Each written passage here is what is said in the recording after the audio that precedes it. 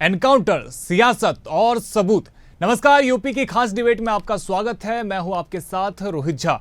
उत्तर प्रदेश में एनकाउंटर पर जमकर सियासत देखने को मिल रही है। एक के बाद एक आरोपी की सियासत चल रही है। आरोप उस पर लगाए जा रहे हैं। सुल्तानपुर एनकाउंटर को लेकर अखिलेश यादव लगातार सवाल उठा रहे हैं। एक बार फिर उन्होंने मंगेश यादव एनकाउंटर पर बीजेपी सरकार पर हमला बोला है। अखिलेश ने कहा कि बीजेपी ने यूपी को फर्जी एनकाउंटर की राजधानी बना दी है। अगर दिमाग होता तो चप्पल में एनकाउंटर नहीं करते। उन्होंने मंगेश की मां और बहन के आंसू नहीं देखे। कोई एसटीएफ से सवाल पूछेगा। मठाधीश और माफिया में ज्यादा फर्क नहीं होता है। अखिलेश ने कहा सरकार एनकाउंटर कर डराना चाहती है। बदनाम करने के लिए ढूंढ ढूंढ कर एनकाउंटर किए जा रहे हैं। अफसर एनकाउंटर करने की रणनीति बना रहे हैं। ऐसे अफसरों से उम्मीद भी क्या कर सकते हैं। भाजपा किसी की सगी नहीं है। वहीं उन्होंने अयोध्या को लेकर आरोप लगाया कि बीजेपी अयोध्या को लूटने में लगी हुई है। अब आपको इस पूरे मामले पर प्रतिक्रिया सुनाते हैं। कोई ऐसा व्यक्ति नहीं है जो न जानता हो कि भारतीय जनता पार्टी की सरकार में झूठे एनकाउंटर हो रहे हैं, हत्या की जा रही है। जो मंगेश यादव की हत्या हुई है, और सोचिए कैसा दिमाग इनका। सरकार ने कैसी होशियारी दिखाई कि चप्पल में एनकाउंटर कर दिया। बताइए आप, कैसा दिमाग है इन लोगों का। अभी तक जितनी भी हत्याएं हुई हैं या एनकाउंटर हुए हैं, सबसे ज्यादा पीड़ित परिवार के लोगों की हत्या की है सरकार ने। हम लोग न्याय दिलाने के लिए सदन से लेकर के और संघर्ष के बीच में भी जाना पड़ेगा, तो समाजवादी लोग पीछे नहीं रह सकते। और भाजपा ने तो इतने एनकाउंटर किए, उत्तर प्रदेश को फर्जी एनकाउंटर की राजधानी बना दी इन्होंने। उसमें हमने पॉइंट करके भी बता दिया कि कौन आदमी कौन सा अपराधी है। इसके बाद से किसी तरह की कोई शक शुबा की गुंजाइश नहीं है। हम कोर्ट में इस चीजों को प्रूव करेंगे। जब हम लोग ने धर्मांतरण रैकेट का भी पर्दाफाश किया था, इसी तरह की बातें उठाई गई थी। और जब एनआईए कोर्ट ने आजीवन कारावास की सजा कल सुनाई है, तो सभी की जबान पे ताला लगा। ऐसे बहुत सारे चीजें हैं। मैं इस चीजों को कॉन्ट्राडिक्ट नहीं करना चाहता। हाथरस केस में इसी तरह से किया गया। फैक्चुअल रिपोर्ट है कि रेप नहीं हुए, फिर भी बताया गया। सीबीआई कोर्ट ने एक्सोनरेट कर दिया। हमारा स्टैंड विंडिकेटेड है। पुलिस जो कह रही थी सही कह रही थी।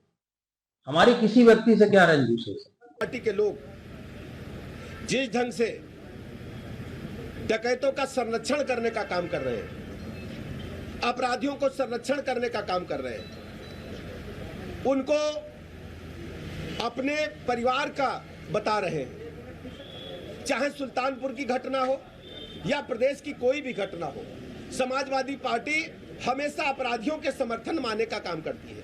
ये पहला मैं वाकया देख रहा हूं या पहला स्टेट देख रहा हूं जहां पर समाजवादी पार्टी जिस व्यक्ति के यहां अपराध हुआ है, उस ज्वेलर्स के समर्थन में एक भी सेंटेंस समाजवादी पार्टी के मुखिया, समाजवादी पार्टी की तरफ से नहीं आया। जिस व्यक्ति के यहां हत्या हुई है, उसके समर्थन में पीड़ित पक्ष के साथ खड़े होने के बजाय हमेशा समाजवादी पार्टी अपराधियों के साथ खड़े होने का दावा करती रही है। जिस बेटी के साथ रेप हुआ हो, समाजवादी पार्टी कभी उसके साथ खड़े होते नजर नहीं आई। केवल आई तो आई है अपराधियों को बचाने के लिए।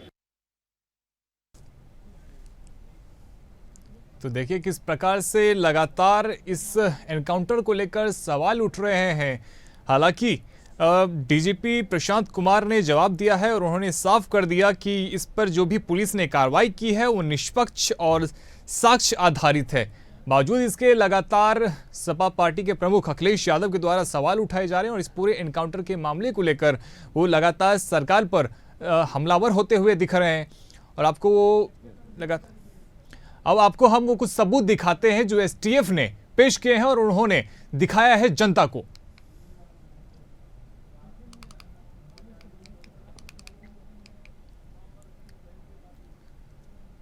तो देखिए, और जिस दिन एनकाउंटर हुआ था और उससे पहले जिससे तलाश भी की जा रही थी, तो उससे पहले पुलिस ने आरोपी के मां और बहन से भी बात की थी, मंगेश यादव की मां और बहन से भी बातचीत की थी, वो वीडियो भी उन्होंने पोस्ट किया।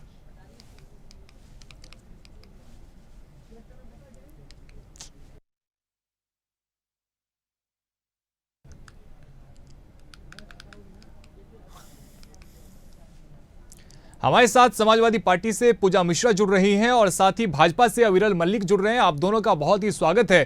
पूजा मिश्रा जी, सबसे पहले मैं आपसे जानना चाहूंगा कि ये जो एनकाउंटर हुआ है, आपको क्यों लगता है कि ये जो एनकाउंटर है वो बल्कि एनकाउंटर नहीं हत्या है? आपको नमस्कार रोहित जी, और भाजपा के प्रवक्ता का भी मेरा नमस्कार। देखिए, जब से जो है ये भाजपा की सरकार बनी हुई है, इनका कई टारगेट रहा है कि किसी तरीके से किसी धर्म विशेष, जाति विशेष के अगेंस्ट कार्रवाई की जाए। ये 2024 में जब चुनाव लड़ रहे थे तो इनके यहाँ नारे भी चला कर रहे थे कि अंदर से कि मुस्लिम, यादव और जाट, इनके अगेंस्ट जो है इनको बिल्कुल सब कोई मुरव्वत नहीं बरतनी है, जो आपको गलत करना है आप कर जाइए। ये सरकार कैसी चली आई है और यहाँ पे बिल्कुल साफ दिख रहा है। जो भी जो एक्सपर्ट है, अगर आप उनसे भी इंटरेक्ट करेंगे, तो मैं पुलिस की बात नहीं करूँ क्योंकि अभी जो है एक सीजीएम कोर्ट का फैसला आया हुआ 2023 के मामले में। यहाँ पे जो है जो अपराधी था, वो भी ये लूटपाट के अपराधी था, उसका एनकाउंटर हो गया था। 12 पुलिस कर्मियों के अगेंस्ट जो है अभी एफआईआर दर्ज करने का मामला, सितंबर 2023 का था ये एनकाउंटर मामला, और 12 पुलिस कर्मियों के अगेंस्ट एफआईआर दर्ज करने का मामला आया है। और वहां पे तो जो है जो एसओजी प्रभारी थे, उन्होंने बुलेट प्रूफ जैकेट भी पहन रखी थी, उनके जैकेट में भी गोली लगी थी। सीधो फर्जी एनकाउंटर साबित हुआ। और ये 12 पुलिसकर्मी जो एफआईआर जो अविरल मल्लिक जी, देखिए आप पे आरोप ये लगाया जा रहा है कि पहली बार नहीं है जब आप कोई एनकाउंटर पे सवाल उठे, इससे पहले भी एनकाउंटर पर सवाल उठते रहे। जी देखिए, जहां तक बात है अखिलेश यादव जी की, तो इन्हें स्पष्ट करना चाहिए, और यहाँ समाजवादी पार्टी की प्रवक्ता भी मौजूद हैं, ये इस विषय को स्पष्ट करें कि विकास दुबे की क्या जाति थी। ये पीडीए चिल्ला रहे हैं, ये वोट बैंक की बात कर रहे हैं, ये केवल वोट बैंक के उद्देश्य के साथ जनता को गुमराह करने का केवल और केवल कार्य कर रहे हैं। जनता इनसे जानना चाहती है आखिर ये जनता को क्यों गुमराह कर रहे हैं पीडीए का नाम लेकर। ये बात पीडीए की करते हैं, ये बात समाजवाद की करते हैं, ये बात सेकुलरिज्म की करते हैं। ये कहते हैं कि ये समाजवादी हैं, नहीं, ये परिवारवादी हैं। ये समाजवाद नहीं है, ये परिवारवाद है। पूरा परिवार राजनीति में है, पूरा यादव परिवार राजनीति में है। सबके सब जनप्रतिनिधि बना दिए जाते हैं, सबको पार्टी में स्थान दे दिया जाता है, बिना योग्यता के दे दिया जाता है। तो इस विषय में इन्हें बताना चाहिए ये कैसे समाजवादी हैं। ये परिवारवादी लोग हैं, ये परिवार को आगे बढ़ाने में विश्वास रखते हैं। पूजा मिश्रा जी, देखिए ये तो कह रहे हैं कि यदि आपको एनकाउंटर पे सवाल उठाने तो हर एनकाउंटर पे सवाल उठाइए, केवल जाति देख के क्यों सवाल उठाना? रोहित जी, भाजपा के प्रवक्ताओं की खास बात होती है, मुद्दे की बात नहीं करते। अभी जो है एनकाउंटर, फेक एनकाउंटर बढ़े हुए हैं, बेशर्मी तरह हंस भी लेते हैं। फेक एनकाउंटर जो है उत्तर प्रदेश में कितने हो रहे हैं आपको पता है, आंकड़े आपके पास में रखे होंगे, मुझसे ज्यादा रखे होंगे। अगर आप चाहेंगे मैं रिपीट भी कर दूंगी। आप कहेंगे कि एनकाउंटर जो है उसमें जो है ब्राह्मण समाज के लोग ज्यादा रहे हैं, उसके बाद में दूसरे समाज के लोग रहे हैं। तो जो एनकाउंटर हुए हैं, जो फेक एनकाउंटर हुए हैं, 39 जो है एक साल में फेक एनकाउंटर हुए, 2022 का ये आंकड़ा है। और तो जो फेक एनकाउंटर हुए थे 129 समथिंग हुए थे, उनमें से 39 फेक एनकाउंटर थे, और 39 फेक एनकाउंटर में सबसे ज्यादा जो है मुस्लिमों के अगेंस्ट किया गया था। और सरकार को ये ह्यूमन राइट्स रिपोर्ट से कमीशन में आरटीआई डाल करके या ये जो है जानकारी नहीं थी, और जानकारी लेने के बाद में जो जिनके अगेंस्ट फेक एनकाउंटर हुए थे उनके परिवार वालों को मुआवजा भी दिलवाया गया था सरकार की तरफ से 5-5 लाख का। तो अविरल मल्लिक जी, लेकिन देखिए सवाल तो है, देखिए बिल्कुल, और ये पहली बार नहीं है जब किसी एनकाउंटर को लेकर सवाल उठा। इससे पहले भी देखिए किस प्रकार से मुरैना में एक युवक का उसके ऊपर में एनकाउंटर किया गया था, उसको लेकर भी सवाल उठे थे। उसके अलावा मेरे पास में पूरा डेटा, एटा में भी एक एनकाउंटर किया गया था, उसको लेकर भी कोर्ट ने एफआईआर दर्ज किया। पुष्पेंद्र यादव का एनकाउंटर हर किसी को पता है। तो ऐसा क्यों होता है कि बार बार सरकार के ऊपर में ये आरोप लगते हैं कि सरकार फेक एनकाउंटर करती है?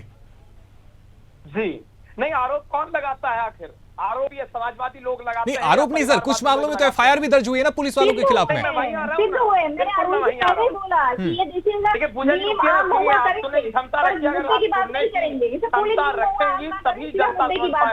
तभी जनता को मालूम पड़ेगा।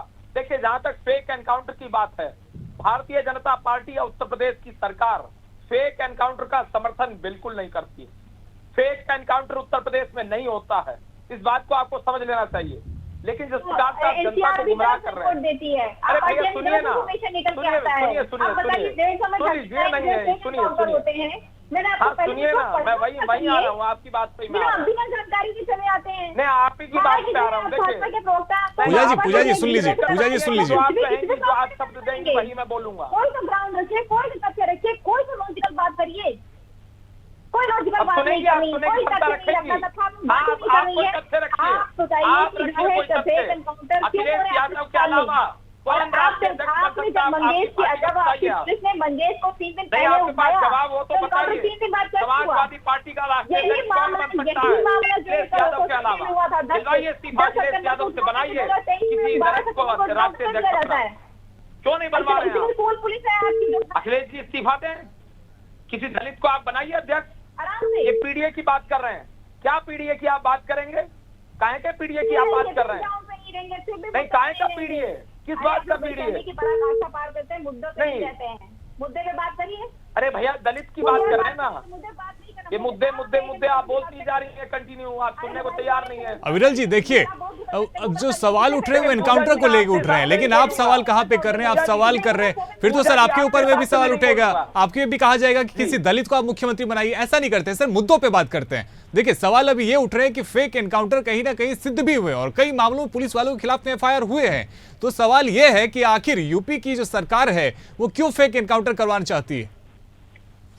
मैंने इससे पहले अपने वक्तव्य में स्पष्ट कर दिया कि फेक एनकाउंटर का ना हम समर्थन करते हैं ना फेक एनकाउंटर होते हैं। लेकिन जहां तक बात है इस प्रकार की अगर कहीं घटना घटित हुई हो कभी किसी कालखंड में तो निश्चित रूप से कार्रवाई होती है। लेकिन इस प्रकार की घटना उत्तर प्रदेश में कम से कम घटित नहीं होती है। पूजा मिश्रा जी देखिए, ये तो कह रहे हैं कि यदि कहीं पे फेक एनकाउंटर होता है तो सरकार उसके साथ में खड़ी नहीं है बल्कि उसके ऊपर में एक्शन लिया जाता है। फिर सवाल क्यों? और ये मंगेश यादव के एनकाउंटर की मैं विषय पर मैं बोल देता हूँ। मंगेश यादव की जहां तक बात है, क्या उसकी क्रिमिनल हिस्ट्री नहीं थी? यही विडंबना है। बिल्कुल नहीं, क्रिमिनल हिस्ट्री थी कि नहीं थी? हाँ या ना? नहीं, उसकी क्रिमिनल हिस्ट्री थी कि नहीं थी? ठीक है, बिल्कुल मंगेश जी, पूजा मिश्रा जी को भी सुन लेते हैं। ठीक है अविरल जी पूजा मिश्रा जी को भी सुन लेते हैं। इसके अलावा कोई बात नहीं करनी है, कोई तथ्य की बात कर लीजिए। पूजा जी अपनी बात रखिए। देखिए उन्होंने स्पष्ट कर दिया है कि यदि कहीं पे फेक एनकाउंटर होता है तो सरकार उसके साथ में खड़ी नहीं है बल्कि उसके ऊपर में एक्शन लिया जाता है। फिर सवाल क्यों? तो फिर क्यों मंगेश के एनकाउंटर में खड़ी है सरकार साथ में?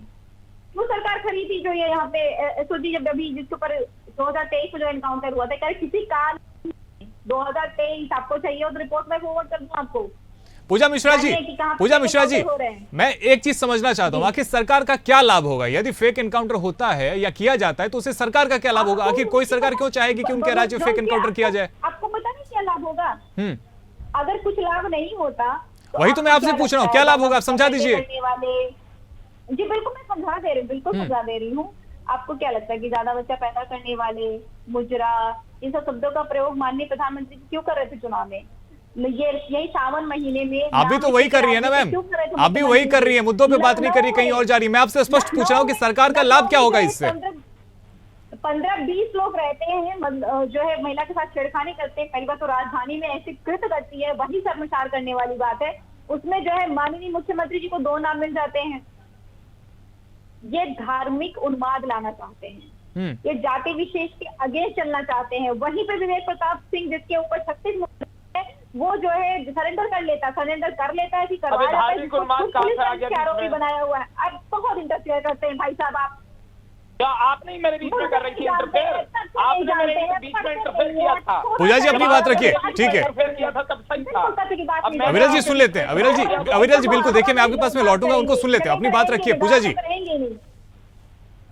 देखिए और रोहित जी, ये सरकार सिर्फ और सिर्फ धार्मिक उन्माद ला करके इनको लगा कि 2024 में हम जो है राम मंदिर बड़ा मुद्दा बनेगा। देखिए भगवान श्री राम जी को ना तो आप ला सकते हैं ना आप ले करके आए हुए हैं। भगवान जी का मंदिर बना, वो बड़ा मुद्दा नहीं बन पाया। 2024 का इनका परिणाम पता चल गया कि अगर जनहित में कार्य नहीं किए तो हमें जो है वोट नहीं मिलने वाला है। उस चिंता में फिर और ही आगे बढ़ के माननीय मुख्यमंत्री जी जो वर्तमान में है, उनको लगा कि उनके पद पे खतरा आ गया। इनका जो संगठन है वो चाह रहा था कि माननीय मुख्यमंत्री जी को हटा दे, अब माननीय मुख्यमंत्री जी करें क्या? माननीय मुख्यमंत्री जी धार्मिक उन्माद की तरफ बढ़ने चले जा रहे हैं। वो चाह रहे हैं कि हिंदू मुस्लिम ठीक है, किया जाए, अविरल जी जवाब दीजिए। अगेंस्ट कार्रवाई की जाए, यही उनकी टारगेट है। हम्म। जी जी अविरल जी अपनी बात रखिए। देखिए वो तो साफ तौर पे कह रही है कि चूंकि आपका कोई मुद्दा काम नहीं किया, राम मंदिर आपका काम नहीं किया, इस वजह से अब चुनाव को ध्यान में रखते हुए लगातार इस प्रकार की घटनाक्रम को अंजाम दिया जा रहा है। जी नहीं, देखिए जहां तक बात है चुनावों को देखते हुए इस प्रकार के घटनाक्रम को अंजाम दिया जा रहा है, हमें क्या लेना देना है? हम क्यों फेक एनकाउंटर कराएंगे? इन्हें ये बात समझ में नहीं आ रही है। और जिस प्रकार से आरोप हमारे ऊपर लगा रही हैं, सबसे पहले इन्हें अपने विषय पे जवाब दे देना चाहिए और उसके बाद ये कहेंगी तथ्यों पर बात नहीं हुई, और ये तथ्यों पर बात खुद करना नहीं चाहती हैं। इनके समाजवादी पार्टी में पीडीए की बात तो करती हैं। कितने आपने एनकाउंटर किया, उसमें कितने फेक एनकाउंटर? आपके पीछे मैंने इंटरप्ट नहीं पूजा जी देखिए ये तरीका सही नहीं है। उन्हें सुन लेते हैं, पूजा जी सुन लेते हैं। नहीं, जब मैंने पूजा जी अपनी बारी में बोलिएगा ना, अभी सुन लेते हैं।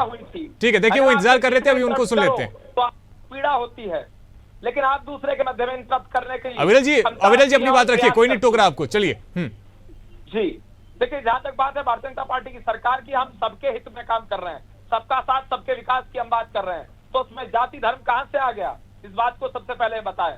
हम तो कह रहे हैं बटेंगे तो कटेंगे, सबको एकजुट होकर रहना है, सभी राष्ट्रभक्तों को एकजुट होना है, चाहे वो राष्ट्रभक्त किसी भी धर्म का हो, चाहे वो हिंदू हो, मुस्लिम हो, सिख हो, ईसाई हो, जैन हो, बौद्ध हो, पारसी हो। और ये अल्पसंख्यकों की बात करते हैं अखिलेश यादव जी बताएं, इस बात का उत्तर दें। ये अल्पसंख्यकों में भी अल्पसंख्यक पारसी समुदाय है, पारसी समुदाय की कितनी बार इन्होंने आवाज उठाई, बताएं, इस बात का जवाब दें। ठीक है पूजा मिश्रा जी, देखिए क्या आरोपी की केवल जाति देख के आप उनके लिए आवाज उठाती हैं क्या? और देखिए, और दूसरा सवाल तो ये भी है कि मंगेश यादव जो है वो कोई दूध का धुला हुआ तो था नहीं, उसके ऊपर में ऐसा 1 लाख रुपए का उसके ऊपर इनाम घोषित था, कई मुकदमे उसके ऊपर में दर्ज है, फिर आंसू क्यों बहाया जा रहा है? क्रिमिनल हिस्ट्री थी। रोहित जी, आपको पता होगा कि ये इनाम जो है इस घटनाक्रम के बाद में 12 के 12 आरोपियों के ऊपर घोषित किया गया 28 अगस्त के बाद में। सबके ऊपर लाख रुपए इनाम थे, जितने आरोपी उसमें इन्वॉल्व थे। और जो है जो मुख्य आरोपी है उसके ऊपर 36 मुकदमे हैं, गुजरात में भी मुकदमे हैं। तो हालांकि अपराधी अपराधी होता है, हम कहते हैं अपराधी अपराधी है, पर जुडिशरी को कार्य करने दीजिए ना। आप क्यों जुडिशरी का मजाक बना रहे हैं? हम नॉर्थ कोरिया में नहीं रहते हैं कि जहाँ पे किंगशिप चल रहा हो कि एक ही इंसान का ऑर्डर आएगा वो माना जाएगा। हम रहते हैं लोकतांत्रिक देश में, भारतवर्ष में रहते हैं, जहाँ पे 3 मुख्य जो है कमिटीज हैं, जुडिशरी, एग्जीक्यूटिव, लेजिस्लेटिव। ये 3 को अलग बनाया ही इसीलिए गया है ताकि जो है बैलेंस बना रहे, कोई अपनी मनमानी ना करे। और उसके बाद अगर जो है इस तरीके का, और आपको पता है कि ये जो है सच है, एनसीआरबी की रिपोर्ट बताती है, आरटीआई इंफॉर्मेशन बताती है कि फेक एनकाउंटर्स हुए हैं, और फेक एनकाउंटर्स में सबसे जो ज्यादा फेक एनकाउंटर अविरल जी जवाब दीजिए, मुस्लिमों के अगेंस्ट हुए हैं, ये बताते हैं, आंकड़े बताते हैं। देखिए ये आप पे लगातार आरोपी लगा रहे हैं कि पीडीए विरोधी है आप, और एनकाउंटर जो है ज्यादातर पीडीए का किया जाता है। ठीक है, बिल्कुल। देखिए जहां तक बात है, इन्होंने पूजा जी ने अच्छी बात की, इन्होंने जुडिशियरी का नाम ले लिया बीच में, और आज जुडिशरी के विषय में ज्यादा ही चर्चा हो रही है। और इन्हीं के द्वारा जिस प्रकार से ट्रोलिंग की जा रही है, इनकी ट्रोल आर्मी है, वो chief justice of India justice D Y Chandrachud साहब के खिलाफ किस प्रकार से ट्रेंड चला रहे हैं, कुछ अनाप शनाप सोशल मीडिया पर लिख रहे हैं। क्यों? क्योंकि माननीय प्रधानमंत्री नरेंद्र मोदी के साथ वो आरती कर लेते हैं, इसीलिए ये चीफ जस्टिस ऑफ इंडिया को भी अब न जाने क्या बताने लगे। तो ये एक अलग विचारधारा के लोग हैं, इनकी एक अलग ही सोच है, अलग ही प्रकार का जीवन जीते हैं, अलग ही प्रकार। पूजा जी क्या विचारधारा है आपकी? जी हमारी विचारधारा है कि सर्व समाज को, हमारी, मैं अपनी पार्टी की विचारधारा ही बता देती हूँ। हमारी जो पार्टी की विचारधारा वो ये है, सर्व समाज है, लेकिन मोहित खान पर नहीं बोले थे आप लोग, ये सर्व समाज है। तक मूलभूत सुविधाएं पहुंचनी चाहिए, ये हमारी पार्टी की विचारधारा है। हमारे पार्टी के जो श्रद्धेय नेताजी रहे, उनका उद्गम ही हुआ किसान आंदोलन में, 17 साल की उम्र में वो नहर आंदोलन में जेल गए थे। वहाँ पर जिस प्रकार से अयोध्या में 73 रामभक्तों पर गोलियां बरसवा कर पहुंचाई मूलभूत सुविधाएं, उन मूलभूत सुविधाओं की आप बात कर रही हैं क्या? आरोप लगा लेते हैं। इनको लगता है कि सबके यहाँ पे ऐसी बनी हुई, जैसे इन्होंने बना रखी, उन्हें IT सेल उसमें रखते हैं जो है पेड वर्कर, जिनका कार्य यही होता है कि बीज घटाई जाए, ट्रोल किया जाए। ऐसा नहीं है, आपके यहाँ ही है। हमारी पार्टी में ऐसा नहीं होता है। अब वो अविरल जी आपको लगता देखिए, है कि वो तो हमारे- कह रहे हैं, अखिलेश यादव कह रहे हैं कि हो एक रहा है। पैटर्न सेट है जिसके आधार पे एनकाउंटर किया जाता है। अखिलेश यादव कह रहे हैं ऐसा। तो कौन सा पैटर्न है बता दें। अगर इतना कुछ उन्हें मालूम है और उन्हें मालूम है फेक एनकाउंटर है तो सबूत रख दें सामने, सबूत रखें, लाएं, प्रूव करें। क्यों प्रूव नहीं कर रहे हैं? और अगर ये कह रहे हैं फेक एनकाउंटर है तो अखिलेश यादव जी वहां मौजूद थे क्या? अखिलेश यादव जी ने देखा था क्या? या पूजा जी वहां मौजूद थी क्या? नहीं। इनके पास कोई सबूत है क्या? अगर है तो दे दें। ये कुछ भी कह रहे हैं राजनीति चमकाने के लिए, जो इनके इच्छा में आ रहा है वो कह रहे हैं और जनता देख रही है, गरीब आदमी देख रहा है। पूजा जी कोई सबूत भी है या बस हवा हवाई बात है और केवल ये आरोप लगा देना कि जाति देख के एनकाउंटर की जा रही है? क्या सबूत है अखिलेश यादव के पास में? वो तो मांग रहे हैं। आपको क्या लगता है जो उनका परिवार कह रहा है कि 2-3 दिन पहले जो है 2 बजे उठा करके ले जाते हैं पूछताछ करने के लिए, उसको लेकर तो डीजीपी ने साफ कर दिया ना। प्रशांत कुमार को यदि आपने सुना हो तो उन्होंने कह दिया था कि परिवार के लोग कह रहे थे कि 2 महीने से वो मुंबई में है, फिर कैसे उठा के ले गई पुलिस? क्या मिला? क्या चोरी का चीज मिला? क्या घर की जो है तलाशी भी ली? पूजा जी आप चूंकि उनके परिवार का जिक्र कर रही हैं तो डीजीपी को आपने सुना होगा ना। डीजीपी ने कह दिया कि उनके परिवार के लोग तो कह रहे थे 2 महीने से मंगेश यादव मुंबई में है। देखिए, परिवार के लोग जो कह रहे हैं आपको भी दिख रहा है। मैंने पहले ही बता दिया कि जितने फेक एनकाउंटर हुए हैं यहाँ तो कम से कम चप्पल पहन के दिख ही रहा है और चलिए आज की बात नहीं करेंगे। और दूसरी बात, और यहाँ नहीं देखिए पूजा जी, दुनिया आप ही जानती होगी, आपका एक्सपीरियंस होगा, कोई भी अपराधी का पिता या उसकी माँ ये कहेंगी क्या कि मेरा बेटा अपराधी है? चली आ रही है। कहेंगी क्या? उसका परिवार का कोई सदस्य कहेगा क्या कि उसका परिवार का सदस्य अपराधी है? नहीं ठीक है। कहेगा। एक बड़ी कॉमन अविरल जी देखिए, समय की थोड़ी सी कमी है। देखिए, कहीं ना कहीं अपराधी के मन में जो डर है, जो खौफ है, वो होना चाहिए कानून का, बल्कि प्रशासन का नहीं। तो फिर क्यों एनकाउंटर इस प्रकार से करके उनके मन में केवल प्रशासन का डर बिठाया जा रहा है?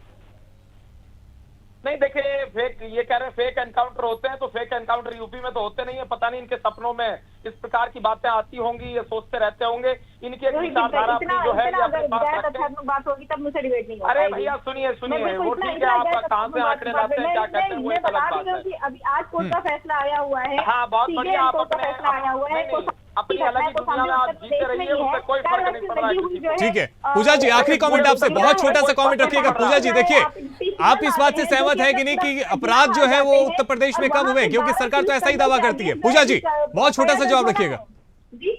आप इस बात से सहमत करती है कि नहीं? सरकार कह रही है कि लगातार अपराध के ग्राफ नीचे हुए हैं, ग्राफ घटे हैं। अपराध के एनसीआर भी तो नहीं एग्री करती है। चलिए मैं एग्री कर लूँ, आप एग्री कर लें। एनसीआर भी एग्री कर रही है क्या? बताइए। एनसीआरबी की रिपोर्ट तो कुछ कह रही है। एनसीआरबी की रिपोर्ट तो नहीं कह रही है उत्तर प्रदेश में क्राइम घटा हुआ है। एनसीआरबी की रिपोर्ट तो कह रही है कि उत्तर प्रदेश में क्राइम सबसे ज्यादा है। सुनिए ना, और देश का 1 तिहाई क्राइम रिपोर्ट सिर्फ उत्तर प्रदेश में ठीक होता है। है। आखिरी कमेंट अविरल जी, बहुत छोटा सा कमेंट रखिएगा, समय की थोड़ी सी कमी है। ठीक है पूजा जी, इनको सुन लेते हैं। बिल्कुल। देखिए जहां तक बात है पूजा जी की, इन्हें काफी कुछ अनुभव है, काफी एक्सपीरियंस है। ये पूरे उत्तर प्रदेश में घूम लें, अपने गनरों को छोड़कर घूम लें और फिर महसूस करें रात को 2 बजे भी घूम लें। पूर्ण रूप से प्रत्येक महिला उत्तर प्रदेश के अंदर सुरक्षित है। बहन बेटियों का सम्मान हो रहा है आज के समय में, इस बात को समझा जाना चाहिए। और रही बात एंटी रोमियो स्क्वाड की, पूजा जी आपकी पार्टी के नेता अखिलेश यादव जी, उनके द्वारा ही विरोध किया गया था एंटी रोमियो स्क्वाड। ठीक है, हमारे साथ में जुड़ने के लिए पूजा मिश्रा जी आपका बहुत बहुत शुक्रिया, और साथ ही हमारे साथ में अविरल मलिक जी आपका भी जुड़ने के लिए बहुत बहुत शुक्रिया। तो देखिए, लगातार सुल्तानपुर लूटकांड के बाद में जिस प्रकार से आरोपी मंगेश यादव का एनकाउंटर किया गया, उसके बाद में सवाल उठ रहे हैं, राजनीति हो रही है। और इसके बीच में डीजीपी प्रशांत किशोर ने यह साफ कर दिया कि हमने निष्पक्ष तरीके से इसमें एनकाउंटर को अंजाम दिया है। इसमें किसी भी प्रकार की जाति के एंगल को या फिर किसी चीज को ध्यान में नहीं रखा गया था। चूंकि आरोपी जो है उनके ऊपर में आरोप था और उनके हाथ में कहीं ना कहीं बंदूक थी, इस वजह से एनकाउंटर को अंजाम दिया गया था और कोर्ट में भी हम इस चीज को साबित करेंगे। तो फिलहाल मेरे साथ जुड़ने के लिए और इस चर्चा में शामिल होने के लिए आप दोनों का बहुत बहुत शुक्रिया, और इस चर्चा में फिलहाल इतना ही।